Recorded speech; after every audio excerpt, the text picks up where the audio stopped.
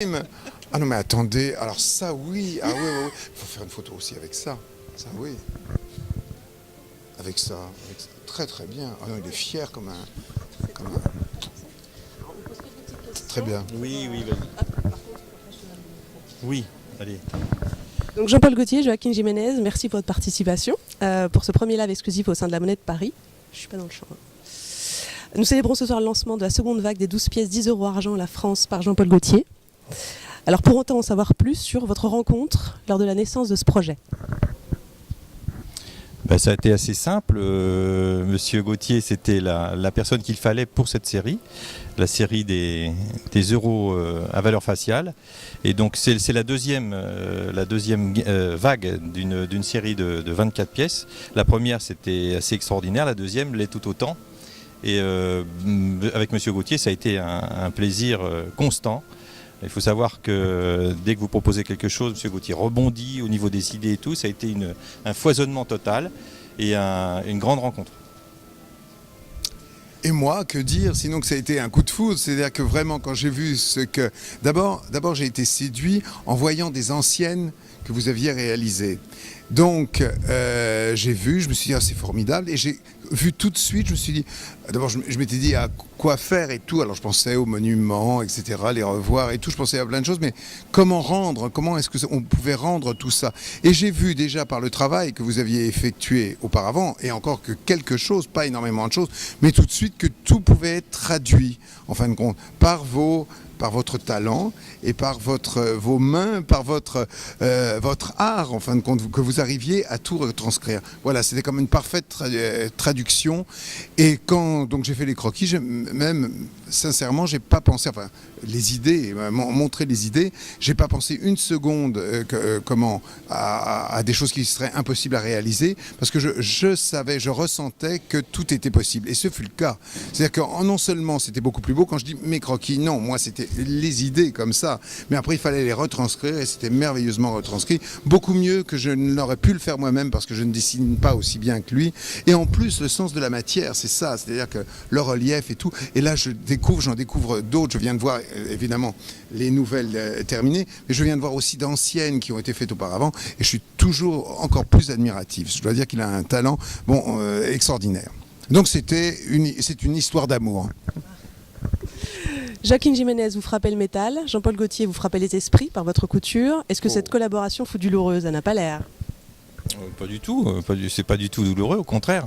Je dirais. C'est une rencontre aussi des esprits et des savoir-faire.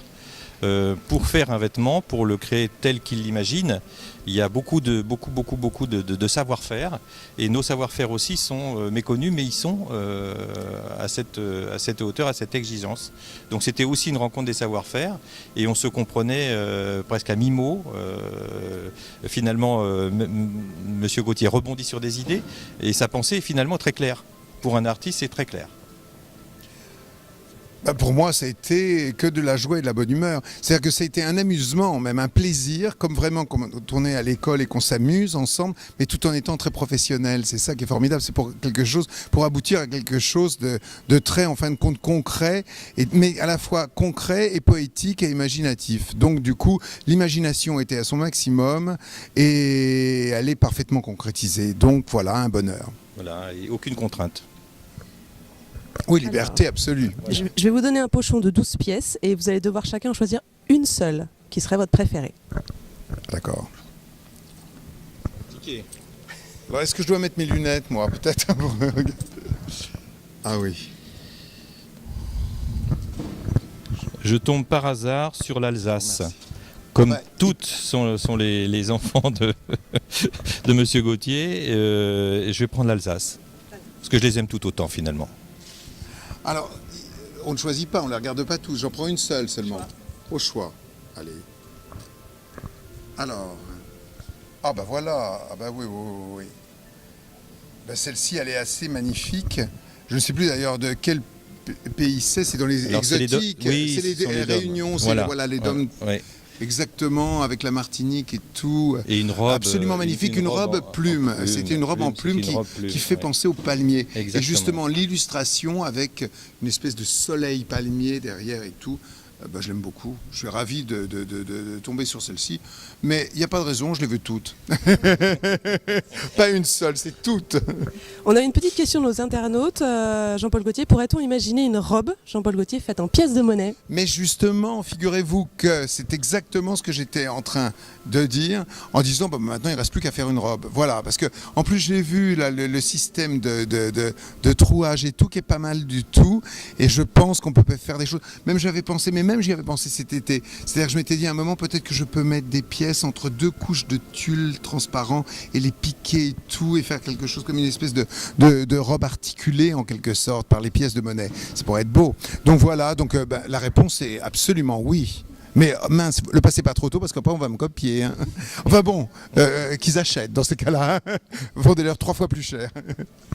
Dernière question, si vous deviez résumer cette collaboration en un mot seulement. Une rencontre. Le mot est dit, mais moi je vais dire bonheur. Merci infiniment à tous les deux. Merci.